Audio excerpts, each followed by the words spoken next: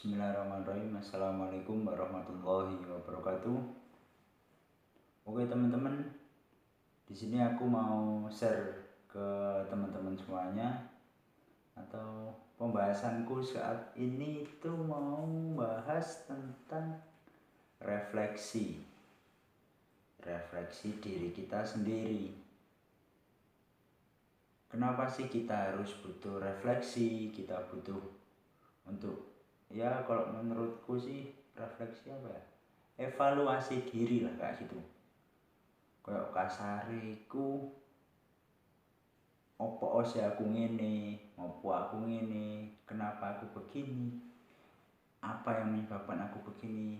Itu evaluasi, dan kemudian kita refleksi untuk kedepannya biar kita lebih mantap lagi ya teman-teman.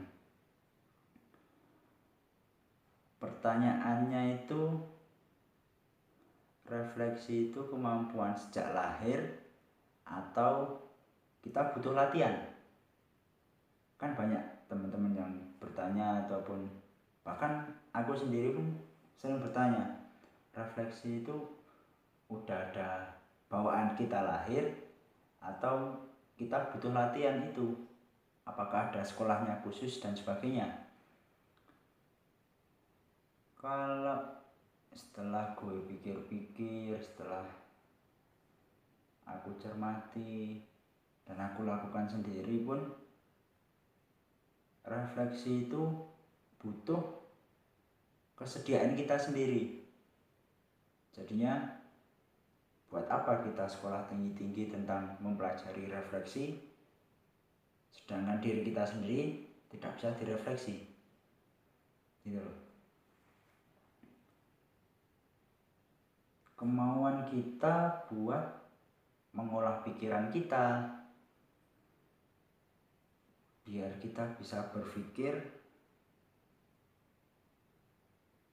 untuk apa sih dan bagaimana caranya, metodenya kita bisa merefleksikan diri kita sendiri. Terus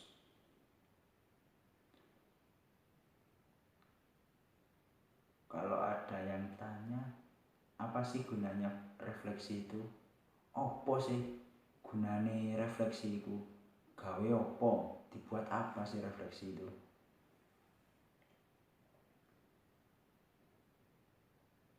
Kita nggak bisa munafik ya.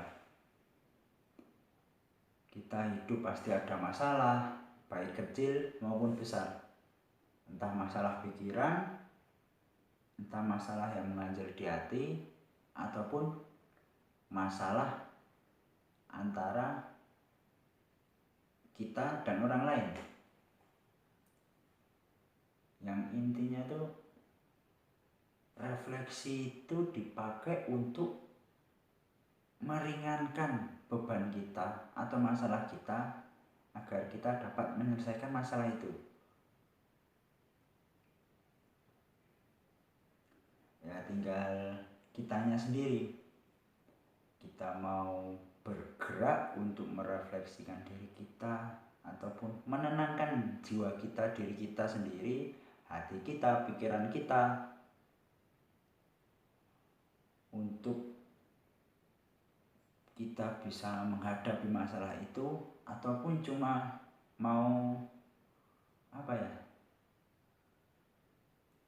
cuma mau lihat aja masalah itu, oh aku punya masalah ini, yowes, nggak ada tindakan maju atau kedepannya itu mau gimana sih, aku kudu piye untuk menghadapi masalah itu.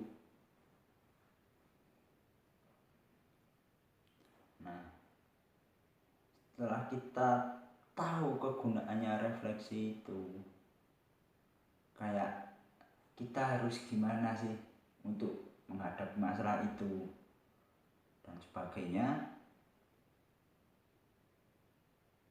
kita harus berpikir juga, ataupun kita mencari tahu manfaat refleksi diri itu apa sih, gunane iki opo.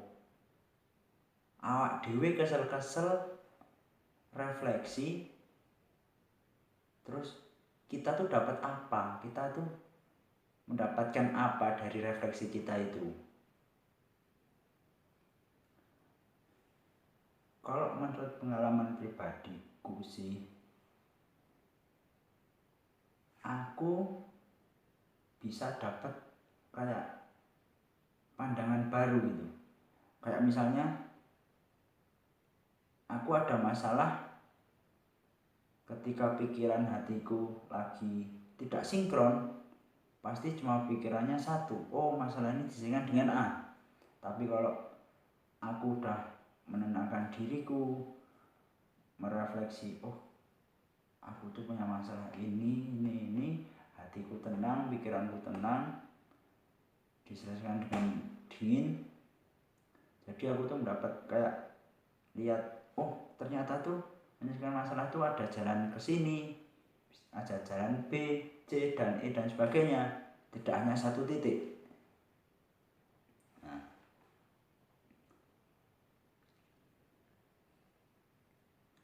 terus kalau kita refleksi itu kayak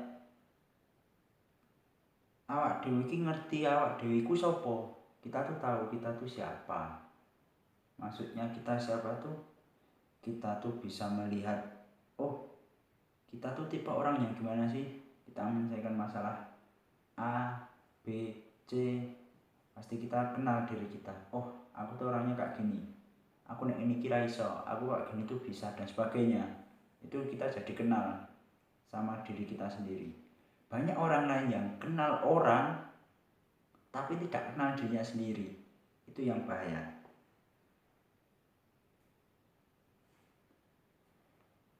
Terus kemudian pertanyaan selanjutnya itu, caranya gimana sih kita tuh bisa melakukan refleksi itu. Nah ini yang susah. Kalau yang gue lakuin, sing tak lakokno selama iki ku, pertama aku harus tahu permasalahanku dulu. Jadi kayak kalau aku pribadi sih nulis sih, oh aku punya masalah ini, pemikiranku gini dan sebagainya, runtutan. Tak buat apa ya, kayak semacam list gitulah. Kalau gue biasanya nulisnya di sini ya, di HP. Terus kalau udah kita list semuanya, kita baca, yang pertama kita damai dulu sama emosi kita sendiri. Itu yang paling susah ya. Kalau gue pribadi, kalau emosiku yang paling angin tak hilangi. Jadinya pertama itu aku berdamai dulu dengan diriku, maafkan diriku sendiri. Yang kedua aku handle feeling. Yang tak lakukan itu menghandle feelingku.